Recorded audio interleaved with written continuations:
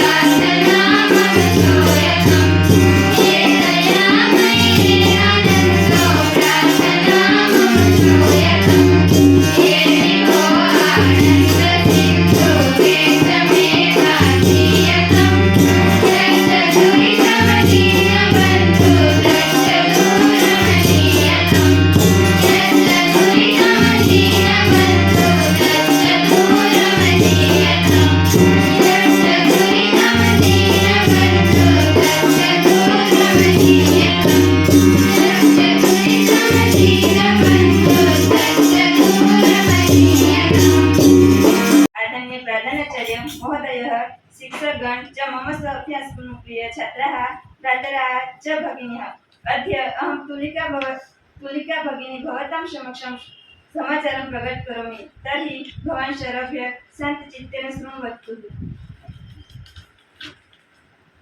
स्वतंत्र वार्ता सदने विदेश मंत्रिणः एषः जयशङ्करस्य बृहत्यं वक्तव्यम्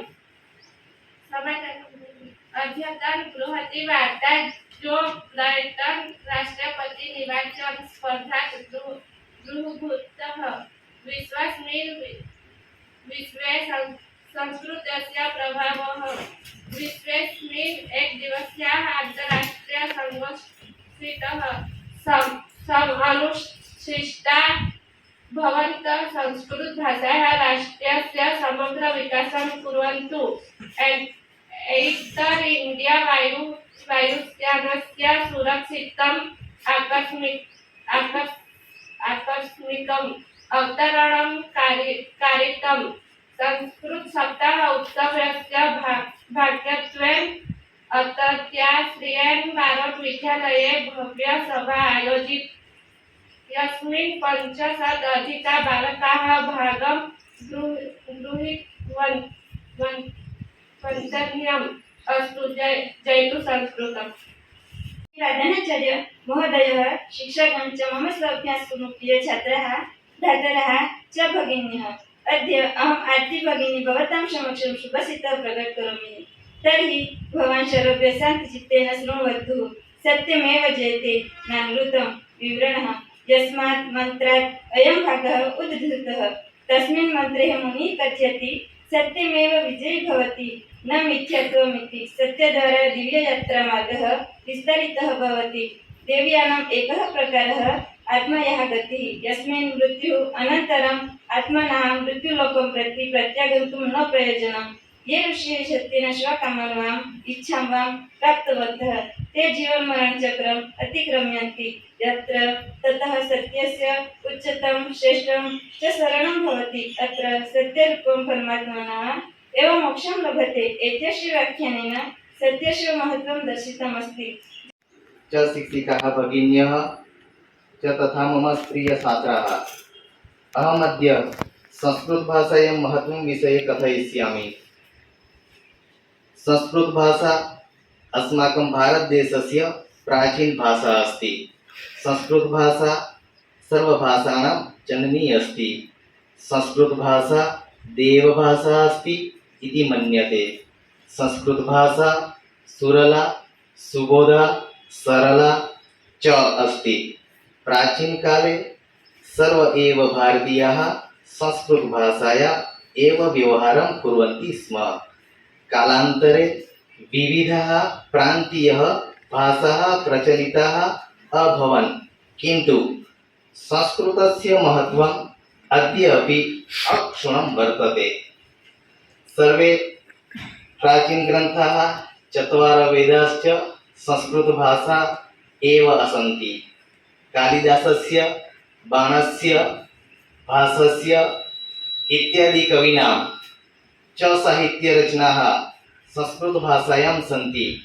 वाल्मीकिरामायणं, महर्षिवेदव्यासस्य महाभारतं, भास्कराचार्यस्य गणितविषयकं ग्रन्थाः अपि संस्कृतभाषायाम् एव सन्ति। संस्कृतभाषा भारतराष्ट्रस्य एकतायाः आधारः अस्ति।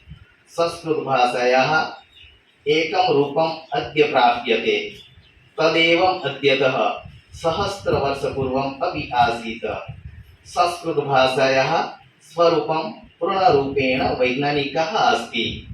आचार्यदण्डिना सम्यक् उक्तं, भाषासु मुख्यदिव्यः गीर्वाणभारती।